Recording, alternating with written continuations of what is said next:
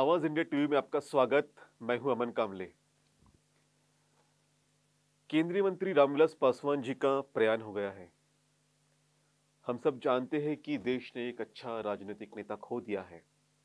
कई लोग उन्हें आदरांजलि दे रहे हैं। जब कोई व्यक्ति का प्रयाण हो जाता है तो ऐसे समय में उनकी अच्छाई और उनकी बुराई दोनों पर चर्चा होनी चाहिए। यह हमारा व्यक्तिगत मत है, क्योंकि रामविलास पासवान एक ऐसे नेता थे कि जो शोषितों वंचितों की आवाज प्रखर करते थे। लेकिन जैसे ही वो मोदी सरकार का हिस्सा बने 2014 से, तब से लेकर जो अब तक जो है, कई लोगों ने उनके कार्यों पर टिप्पणी की और उनकी जो एक क्षमता थी आंदोलन की या फिर विरोध की, वो भी कम हो गई थी। हालांकि SC/ST एक्ट के संदर्भ में उन्होंने जरूर अपनी आवाज उठाई थी और मोदी जी को कहा था, अमित शाह जी को भी कहा था कि इसे रिवाइव किया जाए, संसद में इसके ऊपर फिर से बिल बनाया जाए। आरक्षण के मामले पर भी उन्होंने इसी तरह का रुख अपनाया था। हालांकि जिस तरह से वो अटल बिहारी वाजपेयी की सरकार में मंत्री रहे या फिर मोदी कैबिनेट का हिस्सा रहे, इसके बाद उनका जो इमेज था वो काफी टर्निश हो गया था। लेकिन इसके बावजूद जो उन्होंने काम किए समाज के उत्थान के लिए, उन्हें याद करने की जरूरत है। रामविलास पासवान ऐसे नेता है कि जिन्होंने लगभग 50 साल का राजनीति का दशक देखा है। 1969 में उनकी राजनीतिक पारी शुरुआत होती है।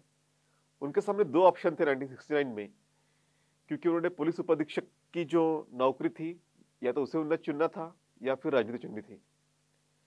एक ही समय में उनके सामने दो ऑप्शन आ गए थे, क्योंकि उनका सिलेक्शन हो गया था डीएसपी पद के लिए। लेकिन उन्होंने राजनीति की राह चुने। 1969 से तो 2020 तक लगभग 50 साल तक जो है वो सक्रिय राजनीति का हिस्सा रहे। आज हम जो उनके बारे में बात कर रहे हैं, वो इस संदर्भ में बात कर रहे हैं कि सामाजिक न्याय की परिप्रेक्ष्य में, सामाजिक न्याय के आंदोलन में उनकी भूमिका क्या रही।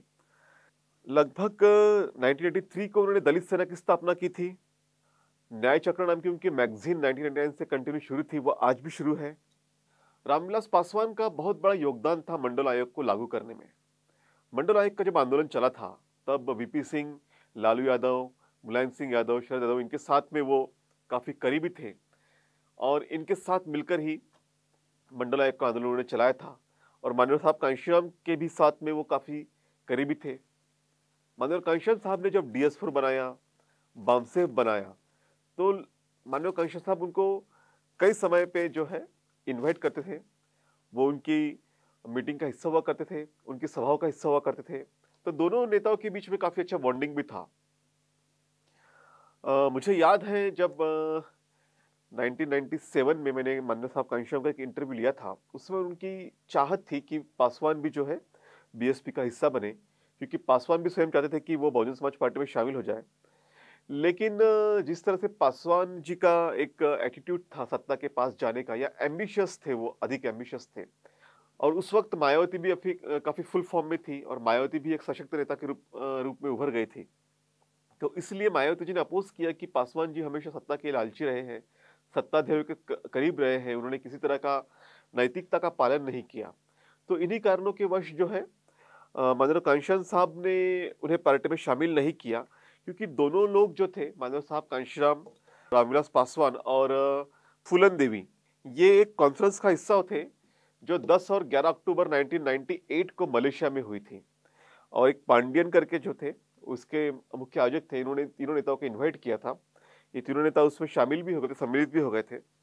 लेकिन इसके बावजूद कई ऐसे कारण थे कि जिसकी वजह से कांशीराम साहब ने उन्हें फिर पार्टी में शामिल नहीं किया और फिर उन्हें अपनी अलग राह जो थी लोक जनशक्ति पार्टी की उन्होंने बनाई और उसी राह पे वो चलते रहे। लेकिन पासवान जी के योगदान को भुलाया नहीं जा सकता। जब वो रेलवे मंत्री थे केंद्र में, तो उन्होंने दीक्षाभूमि एक्सप्रेस शुरू की थी। और मुझे याद है कि 1996 में जब महाराष्ट्र में शिवसेना और बीजेपी की पहली गवर्नमेंट आई थी, तब उन्होंने डॉक्टर अंबेडकर टर्मिनस दादर इस तरह का नामकरण का प्रस्ताव सरकार को दिया था। सेंट्रल गवर्नमेंट भी इसके पक्ष में थी, लेकिन उस वक्त की जो स्टेट गवर्नमेंट थी मनोहर जोशी की, इसने इस प्रस्ताव को ठुकरा दिया था। अदरवाइज अगर 1996 में पासवान की बात मानी जाती, तो शायद आज जो दादर टर्मिनस है उसका नाम डॉक्टर अंबेडकर टर्मिनस हुआ होता। इसके साथ साथ बिहार के बुद्ध गया महाविहार के आंदोलन में भी उन्होंने सक्रियता से सहभाग दिया। भंते आर्य नागार्जुन सूर्यससाई इनके नेतृत्व में कई मोर्चा में वो शामिल हुए, कई डिपुटेशन में शामिल हुए। एक डिपुटेशन में मैं भी था जब हम लोग तत्कालीन वहाँ के राज्यपाल को मिलने गए थे भंते जी ससाई के साथ में, और पासवान जी भी हमारे साथ में थे उस समय। इसके साथ-साथ बुद्धिस्ट लोगों को जो आरक्षण की बात थी, उस पर भी उन्होंने काफ़ी काम किया, उसके लिए भी उन्होंने संघर्ष किया। एक उनके बारे में जो मुझे याद है कि अ, उस वक़्त जो था बीएसपी अपने ऊँचाई पे चली जा रही थी, 1987 की बात है, और मान्यवर घनश्याम एक निर्विवाद नेता के रूप में सामने आ चुके थे। हालाँकि घनश्याम साहब और पासवान में अच्छी दोस्ती भी थी। तो 1987 में जो है हरिद्वार का उपचुनाव लगा था, क्योंकि एक कांग्रेस के सुंदरलाल इनके निधन के कारण वो जगह जो थी वो रिक्त हो गई थी, और एक बाई इलेक्शन हुआ। इस उपचुनाव में मान्यवर साहब घनश्याम ने मायावती को उतारा था, और जो जनता दल का नेतृत्व था, इन लोगों ने पासवान को वहां से उतारा था। जब उपचुनाव के नतीजे आए तो कांग्रेस प्रत्याशी राम सिंह 1,49,377 वोट लेके जीत गए थे, और मायावती सेकंड पे थी। उन्हें 1,25,399 वोट मिले थे, और पासवान जी फोर्थ नंबर पे चले गए थे। उन्हें महज 34,000 ही वोट मिले थे। उस समय वो जनता पार्टी के टिकट पर चुनाव लड़े थे। तो ये एक मौका था कि जब पासवान चुनाव हार गए थे। जो नेता हाजीपुर से रिकॉर्ड वोटों से 1977 में जीत हासिल करता है और नेशनल पर्सपेक्टिव में आता है, Guinness world book of record में उनका नाम दर्ज होता है, वो पासवान जी घनश्याम और मायावती के दाव से जो है चित हो गए थे 1987 में। लेकिन इसके बावजूद भी दोनों नेताओं में काफी अच्छी केमिस्ट्री थी, काफी अच्छा कॉम्बिनेशन था। लेकिन मायावती के साथ में हमेशा उनका जो है पंगा रहा। कई बार उन्होंने मायावती को दौलत की बेटी कहा, तो मायावती ने भी उनके ऊपर कई निशाने साधे। तो इस तरह से जो है इनका राजनीतिक करियर रहा। लेकिन रामविलास पासवान एक ऐसे हाशिए के समाज से आते थे, और कोई बैकग्राउंड न होने के बावजूद भी उन्होंने अपने आप को राजनीति में लगभग 5 दशक तक स्थापित रखा। 1984 का इलेक्शन हो, या 2009 का इलेक्शन हो, या 1987 का बाई इलेक्शन हो, ना ही एक वक्त था कि जब वो चुनाव हार गए। इसके अलावा हर बार वो चुनाव जीतते गए। इनका एक फैमिली बॉन्डिंग भी काफी अच्छा था। इन्होंने अपने तीनों भाइयों को जो है मेंबर ऑफ पार्लियामेंट बनाया था। अपने बेटे को जो है अभी वो मेंबर ऑफ पार्लियामेंट है। वो स्वयं राज्यसभा में चले गए थे इस 2019 में, लेकिन एक लंबी बीमारी के कारण उनका प्रयाण हो गया।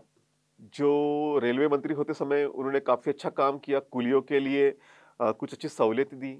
इसके साथ दूरसंचार मंत्री होते हुए उन्होंने घर-घर तक टेलीफ़ोन पहुँचाने का और मोबाइल क्रांति का भी आगाज़ उन्होंने किया था। हाल ही में जब वो खाद्य आपूर्ति मंत्री थे, तो हमने देखा कि जिस तरह से कोरोना संक्रमण का जब संकट आया, तो लोगों के घर तक राशन पहुँचाने का, विशेषतः गरीबों के घर तक अनाज पहुँचाने का काम उन्होंने काफ़ी बखूबी से निभाया। इसके लिए देर रात तक वो जागते रहे। तो काफ़ी ऐसे काम थे उनके लाइफ में कि जो उन्होंने काफ़ी दिल से किए। अपने कार्यकर्ताओं के प्रति वो काफ़ी ईमानदार थे, सचेत थे। जो भी कार्यकर्ता उनके संपर्क पे आया था, उसको उन्होंने सेटल करने की कोशिश की, चाहे वो जॉब के माध्यम से हो या फिर स्वयं रोज़गार के माध्यम से हो। हर कार्यकर्ता को उन्होंने सेटल करने की कोशिश की। ऐसे नेता काफ़ी कम मिलते हैं जो अपने कार्यकर्ताओं के बारे में सोचते हैं। तो पासवान एक सहज स्वभाव के मिलनसार व्यक्ति थे। सोसाइटी के लिए उनके योगदान को बिल्कुल हमेशा नकारा नहीं जा सकता। उनका जो संघर्ष रहा है, चाहे वो मंडल कमीशन का संघर्ष हो, या फिर दलितों के अत्याचार के ऊपर उन्होंने की आवाज़ की बुलंद हो, या फिर एससी एट्रोसिटी एक्ट के संदर्भ में उनका संघर्ष हो, मंडल आयोग के बारे में उनका संघर्ष हो। हर संघर्ष में जो है उन्होंने सोसाइटी के साथ में, समाज के साथ में हमेशा साथ खड़ा रहने का काम किया है। साथ ही साथ जैसा मैंने कहा कि आरक्षण के मुद्दे पर भी उन्होंने कहा कि इसे संविधान की नवीं अनुसूची में डाला जाए, इसके ऊपर भी उन्होंने काफ़ी काम किया। एससी एसटी के जो सांसद थे पार्लियामेंट के, उन्हें इकट्ठा करने का भी उन्होंने काफ़ी अच्छा काम किया। तो कई अच्छे काम उनके थे, जिसको हम हमेशा याद रखेंगे। लेकिन डेफ़िनेटली जिस तरह से उन्होंने बीजेपी का साथ दिया, आरएसएस का साथ दिया, जिस तरह से इस जो जातिवादी मानसिकता की सरकार है, या फिर जो मध्ययुगीन भारत का निर्माण करना चाहते हैं, इस सरकार के साथ में वो रहे, ये डेफ़िनेटली उनके कामों में जो अच्छाई थी, उसमें एक सबसे बड़ी बुराई भी इन्होंने यहाँ पे की थी। लेकिन इसके बावजूद भी इस नेता ने काफ़ी अच्छे काम किए। उन्हें हम आदरांजलि अर्पित करते हैं। धन्यवाद।